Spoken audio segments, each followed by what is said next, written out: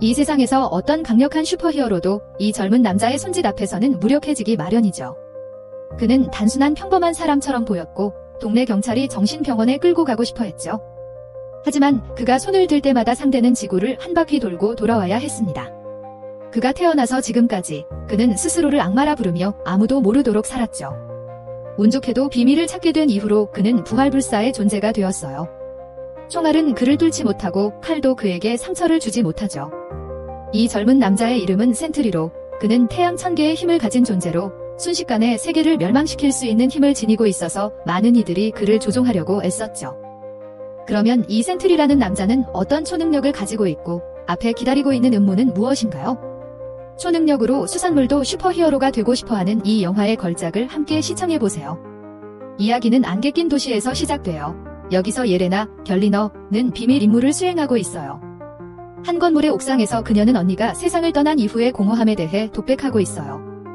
예레나의 삶은 무의미해졌고 위험한 임무와 잠깐의 관심사로 내면의 공허함을 채우는 반복적인 날들 뿐이에요.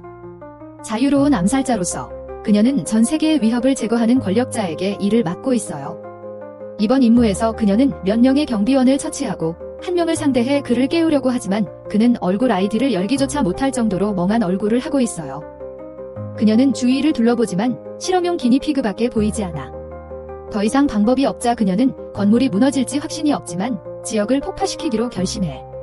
그때 한 과학자가 갑자기 나타나서 예레나의 목적을 잘 알고 경고해. 발렌티나는 권력 있는 인물로서 비밀 프로젝트의 위험성을 잘 알고 있다고. 그는 그녀에게 멈추라고 권하지만 예레나는 이런 조직의 세계를 구하겠다는 약속에 너무 익숙해져서 신경을 쓰지 않아. 그녀가 총을 꺼내려 할 때 과학자가 자신을 방어하려다 실수로 경비원을 죽이게 돼 예레나는 그에게 마지막 말을 요구하고 그는 이 프로젝트가 극도로 위험하다고 다시 말한 후 우연히 자살해. 지하실을 열 수 없게 되자 유엘레나는 전체 구역을 파괴하기로 결심하고 기니피그를 임기응변으로 데리고 나가. 연락책이 임무가 성공적이라고 하긴 전화했지만 유엘레나는 깊은 공허함만 느껴. 그와 동시에 워싱턴에서는 의원 버키가 발렌티나에 대한 조사를 두고 기자들과 마주하고 있어. 겨울병사였던 과거를 가진 버키는 그녀를 악당이라고 직설적으로 부르며 그녀를 구속할 증거를 찾겠다고 다짐했어. 선한 의도를 가지고 있었지만 매체와 소통할 때의 능숙함이 부족해서 그의 이미지는 설득력이 떨어졌어. 긴장된 재판에서 의원 게리가 발렌티나가 불법 집단과 연관되어 있다고 비난했어. 사람에 대해 비도덕적인 실험을 하고 초인 전사를 만들기 위해 시도한 장소야. 발렌티나는 강력하게 반박하며 이전 대통령이 괴물로 변한 정부의 실패를 언급하고 세상을 보호하던 슈퍼히어로 팀이 이제는 해체되었다고 말했어. 그녀는 초인 전사를 만들려 했다고 인정했지만 그것이 인류를 위협으로부터 보호하기 위한 선한 목적을 가진 사람들이라고 주장했어. 자신이 죄에서 벗어날 것이라고 확신한 발렌티나는 게리에게 계속 조사를 해보라고 도전했고 그로 인해 게리는 화가 나지만 어찌할 수 없었어. 조사에 대한 우려로 발렌티나는 자신의 비서인 메이에게 그룹과 관련된 모든 흔적을 삭제하라고 명령했어. 메이는 그녀의 대부분의 암살자들이 임무를 완수했다고 보고했지만 유엘레나는 망설이고 있는 것 같았어. 한편 교회의 한 집에서 알렉세이 쇼스타코프는 레드 가디언으로서 방탕한 삶을 살고 있으며 예전의 영광을 다시 보며 영혼을 위로하고 있어. 갑자기 초인종이 계속 울리고 딸이 나타나자 그는 서둘러 집안을 정리하고 예레나를 맞이해. 리무진 회사를 운영하고 있는 그는 그녀를 보고 기뻐하며 위스키를 권하고 안정된 삶에 대해 자랑해. 예레나는 발렌티나를 위해 일하고 있지만 피곤하고 공허하게 느끼며 암살자의 길을 포기하고 싶어해 아버지 같은 마음으로 알렉세이는 그녀에게 언니가 했던 것처럼 새로운 길을 찾으라고 조언해. 예레나는 알렉세이의 옛 팀 사진을 보며 팀워크의 기억을 떠올려. 아버지와의 대화 후 그녀는 발렌티나에게 전화를 걸어 바쁜 일을 핑계로 그녀의 부재에 대해 설명했다. 발렌티나는 그녀에게 사막에 버려진 기지에서 암살자를 처치하는 마지막 임무를 맡겼다. 그녀는 이 임무가 끝난 후 옐레나가 범죄 기록을 지우고 새 삶을 시작할 수 있다고 약속했다. 사막의 기지에서 옐레나는 목표를 찾다가 비밀 프로젝트에 대한 문서가 가득 차 있는 방을 발견했다. 서둘러 정보를 뒤적이고 있을 때 갑자기 대체판 캡틴 아메리카인 워커가 나타나 그녀를 공격했다. 옐레나는 그가 자신의 목표가 아니라고 주장했다. 하지만 그는 많은 말을 하지 않고 그저 눈앞의 목표를 제거하고 싶어 했다. 그러던 중 태스크마스터가 나타나 옐레나를 조롱하며 방해했다. 효과가 없는 애가 물러가서 이 자식을 처리하라고 했다. 그리고 옐레나는 발로 워커를 차서 넘어뜨렸다. 혼란 속에서 그들은 옐레나가 유령이라는 투명 인물인 암살자를 죽이라는 임무를 맡은 끔찍한 고리를 발견했다. 유령은 태스크마스터를 겨냥하고 태스크마스터는 워커는 옐레나를 겨냥하고 있었다. 아직 상황을 잘 모르고 있는데 그들은 우연히 센트리라는 닭 저금통을 발견하게 돼 이 사람은 프로젝트와 관련된 신비한 인물이야. 싸우는 게 지겹지 않아서 고스트가 태스크마스터의 머리에 총을 쏘고 그 직후 기지가 갑자기 봉쇄되어 모두 갇히게 돼 상황을 분석한 후 그들은 총을 내려놓고 함께 조사하기로 해. 이 멍청한 놈이 해가 없다는 걸 깨닫고 대신 시간을 낭비하지 않기로 한 고스트는 먼저 떠나기로 해요. 그때 발렌티나는 호화로운 파티를 열어 공중의 마음을 사기 위해 슈퍼히어로 팀의 유물, 즉 신의 지팡이를 전시하죠. 게리 의원은 기분이 좋지 않지만 그래도 참석하러 와요. 그는 그녀가 이런 식으로 과시해야 할 만큼 절박하다고 비웃죠. 발렌티나는 자신이 무죄라고 자신있게 선언하므로 누구의 조사도 두렵지 않다고 해요. 버키도 파티에 참석하고 그는 메이 보조를 몰래 접근해서 그녀에게 발렌티나를 배신하도록 자신의 명함을 건네려고 해요. 기지에서 암살자 팀은 그들이 발렌티나의 하수인이라는 사실을 깨닫고 그녀에게 함정에 걸려들어 마지막 증인이라는 이유로 처치당할 위험에 처해요. 아무도 서로를 믿지 않아요. 특히 비공식적인 타이틀로 조롱당하는 워커는요. 고스트가 여기서 탈출하려고 할 때 큰 소리가 나는 문이 그들을 막아버려요. 버키는 측면에서 게리와 만나서 발렌티나에 대한 증거가 곧 나올 거라고 통보받아요. 다른 쪽에서 메이는 밸런티너에게 암살자들이 기지에 모두 모였다고 보고해. 그들을 입막기 위해 처치하자는 제안에 밸런티너는 직접 폭발을 작동시켜 방위 2분 카운트다운을 시작해. 급박한 상황에서 그들은 함께 협력해 탈출 계획을 세워야 해 암살자 그룹은 문을 무력화할 방법을 찾아야 했어. 열리너는 파동 제어판을 찾아서 오커에게 부숴달라고 알려줘. 다행히 고스트는 투명화 능력을 이용해 밖으로 나가 문을 열어주면서 모두가 화로가 폭발하기 직전에 탈출할 수 있게 도와. 운 좋게도 고스트가 은신 능력을 사용해 밖으로 나가 문을 열었고 팀은 화덕이 폭발하기 직전에 탈출해. 하지만 옐레나는 기절해버리고 자신의 첫 임무인 소중한 친구 아니아를 죽였던 아픈 기억으로 끌려가게 돼 이것은 그녀에게 결코 치유되지 않은 심리적 상처야. 정신을 차렸을 때 그녀는 센트리의 손을 만질 때 그 기억들이 쏟아져 나오는 걸 발견하지만 그가 가진 능력이 뭔지는 몰라.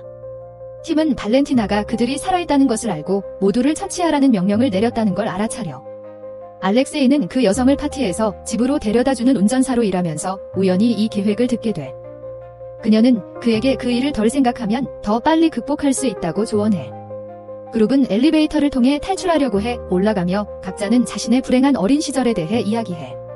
센트리는 아버지에게 학대를 받았고 고스트는 연구소에서 성장했으며 열리너는 어릴 때부터 암살자로 훈련받았어. 오커는 열리너가 사람을 죽이는 것이 잘못이라는 걸 배운 적이 없기 때문에 죄책감을 느낄 수 없다고 생각해. 결국 모두가 위로 올라가기 위해 오커는 열리너의 지팡이를 잡고 배관 위를 타고 올라가 나머지 세 사람이 자생할 수 있도록 해. 그는 먼저 올라가 소화기를 잡아 하나씩 탈출시켜. 하지만 센트리를 끌어올리려고 손을 대었을 때 그건 그의 인생에서 가장 어두운 기억과 같았어. 가족을 버리고 실패자로 느껴 사회에서 배척당한 거였지. 천국에 가기 직전에 그는 현실로 돌아오게 되었어. 바깥에서는 발렌티나의 특수부대에 포위당했기 때문에 그룹은 다시 계획을 논의하기 시작했어. 상황은 불리했지만 워커는 영광의 시절에 대해 팀장 자리를 위해 말만 하고 있었어.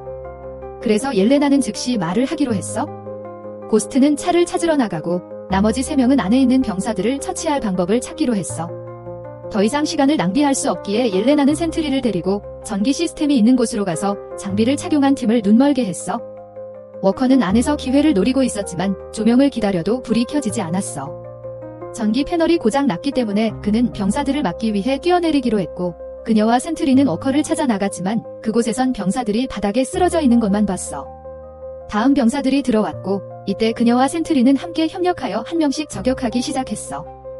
열리너는 발차기와 주먹으로 싸우고 바브은 뒤편에서 저격총으로 지원해.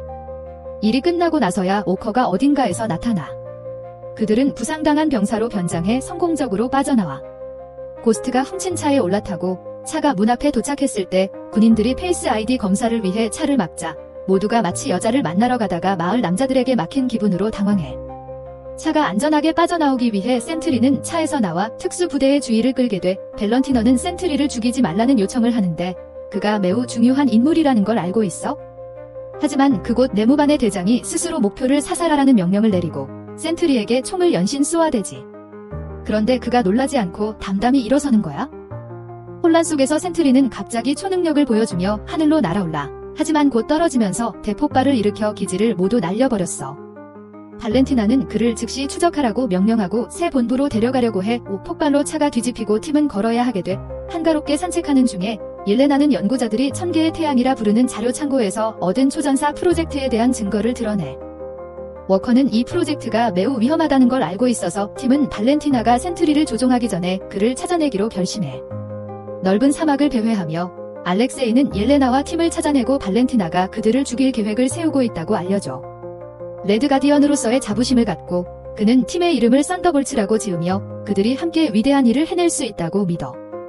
렉스가 운영하는 작은 운송회사의 주요 수단인 리무진이 울퉁불퉁한 길에서 최고 속도 50km/h로 흔들리며 달리고 있었어. 차 안의 분위기는 긴장했지만 서로 간의 의심 속에서도 약간의 낙관이 있었지. 갑자기 지평선에서 세 대의 장갑차가 그들을 향해 빠르게 나타났어. 속도는 너무 빠르던데. 엔진 소리가 울려 퍼지고 먼지로 가득 차 있었고 그들은 위험한 상황에 처해 있었다.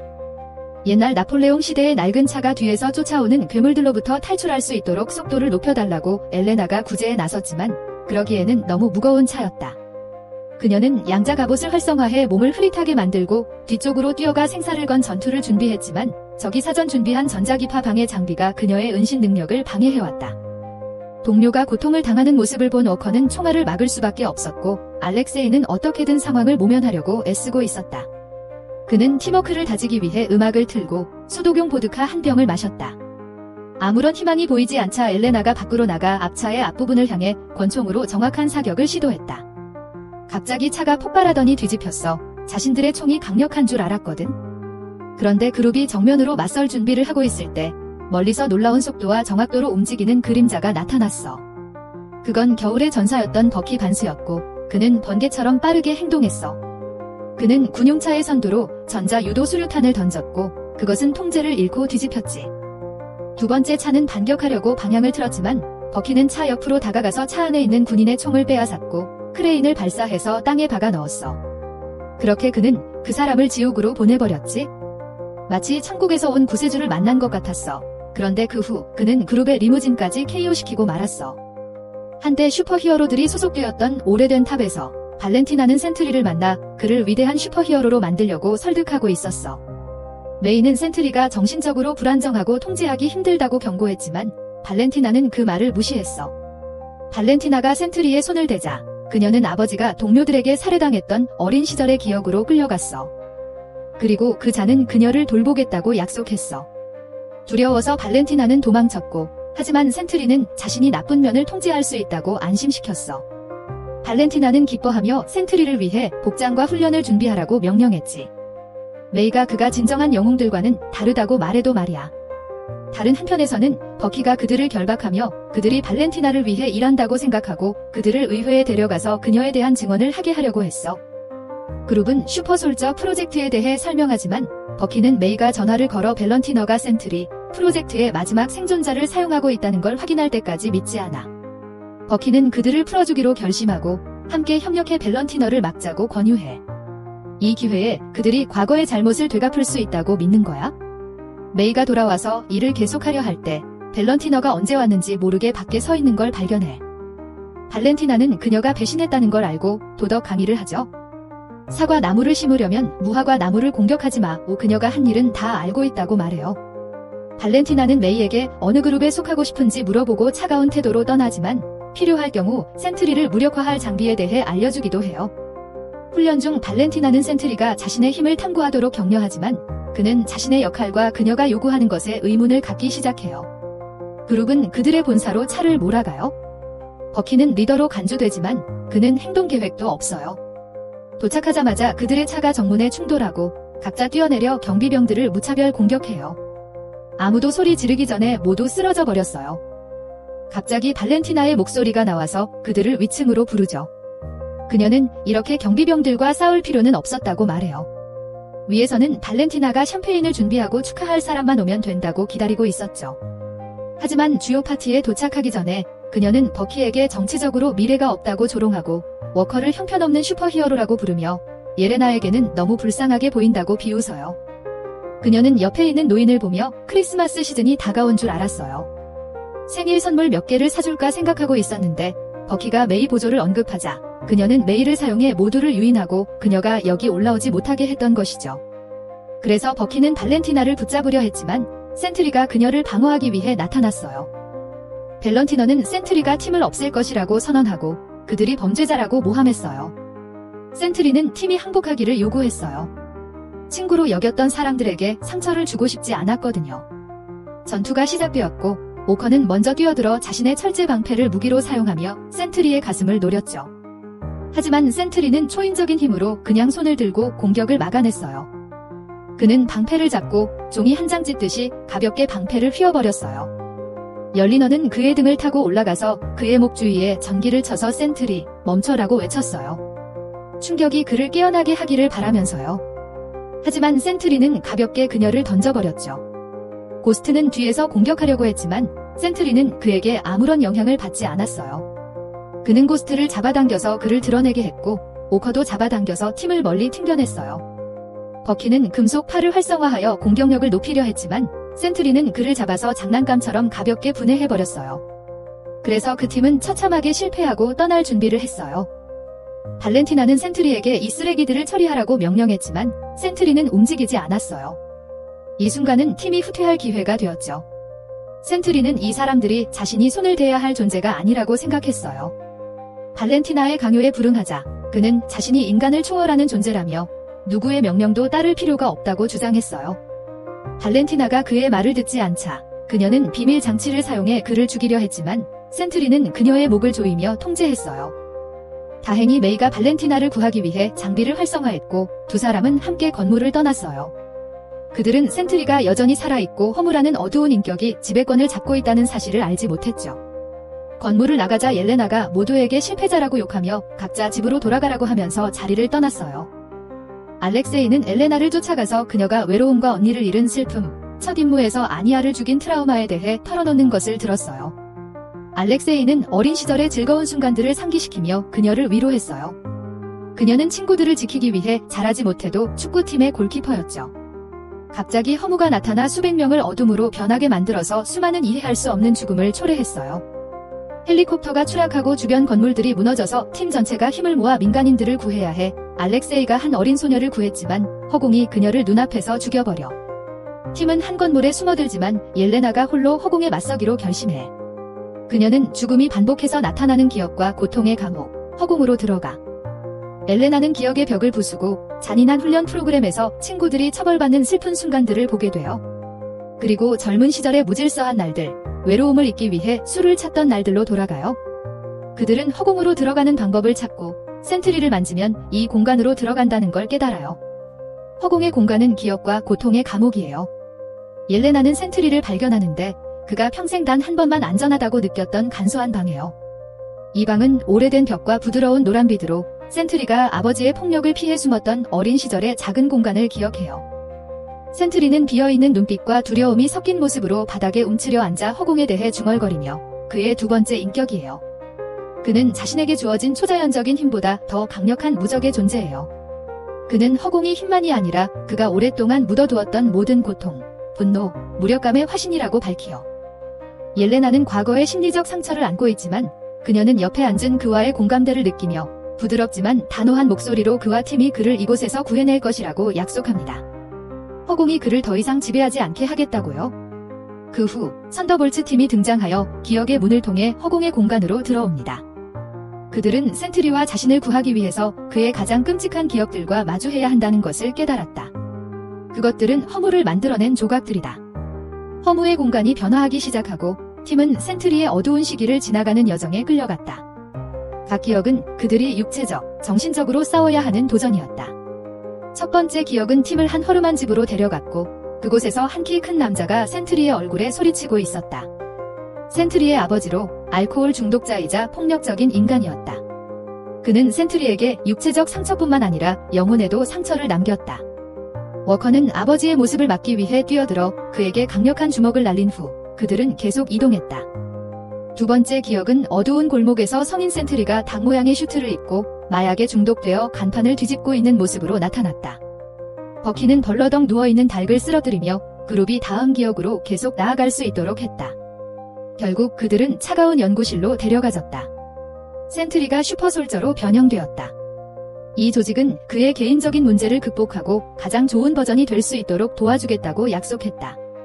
그러나 실제로는 그를 야망 가득한 프로젝트의 실험체로 만든 것일 뿐이었다. 연구실에서 센트리는 조용히 테이블에 앉아 있었다. 그것이 바로 그의 허무의 어둠이었다. 두 눈이 반짝이지만 영혼이 없는 채로 이제 분명히 드러났다. 허공은 센트리를 조롱하며 그를 약하고 실패한 존재라 부르고 그가 가진 힘에 걸맞지 않는다고 말합니다. 오히려 허공이 완벽한 존재라고 주장합니다. 선더볼츠 팀은 입도 열기 전에 허공에게 갇히고 오직 센트리만이 자신의 어두운 면과 맞서 싸우고 있습니다. 허공은 그에게 자신이 포기해야 한다고 속삭이며 완전히 지배하려 합니다. 옐레나는 물리적인 힘으로는 허공을 이길 수 없다는 걸 깨닫고 경고하려 하지만 허공이 그의 목에 철사를 휘감습니다. 그 사이 센트리는 절망 속에서 허공의 얼굴을 주먹으로 치기 위해 최선을 다해 뛰어오릅니다. 그의 어둠이 다시 그를 침범하려 하고 있습니다. 옐레나는 그런 허공을 물리칠 물리적 힘이 없다는 걸 깨닫고 급히 달려가서 센트리를 안아줬어. 싸우기 위해서가 아니라 그에게 혼자가 아니라는 걸 상기시키기 위해서였지. 이 간단하지만 강력한 포옹은 깊이 상처받았던 두 사람 사이의 연결이었어. 알렉세이, 바키 반즈, 그리고 유령도 센트리에게로 달려갔어. 그 순간 센트리는 어린 시절 이후로 느껴보지 못한 따뜻함을 느꼈어. 눈물을 흘리며 센트리는 그들을 다시 현실로 끌어들였고 허공은 사라졌거나 적어도 그의 마음속 깊은 곳에 억눌려 있었어. 썬더볼트 팀은 지치고 상처투성이지만 서로를 새롭게 존중하는 눈빛으로 바라보았고 그들은 센트리를 구했을 뿐만 아니라 과거의 실수를 만회할 기회를 찾고 있었어. 현실로 돌아온 센트리는 슬픈 기억을 잊어버려서 잠시 힘을 잃었어. 그들 앞에는 발렌티나가 다시 나타나 있었고 그들은 그녀를 공격할 준비를 했지. 하지만 그 배후는 갑작스러운 기자회견이었어. 발렌티나는 새로운 슈퍼히어로 팀을 소개했어. 그 후 옐레나는 마지못해 발렌티나에게 위협적인 속삭임으로 희망을 나타내요. 모든 그룹은 희망을 가지고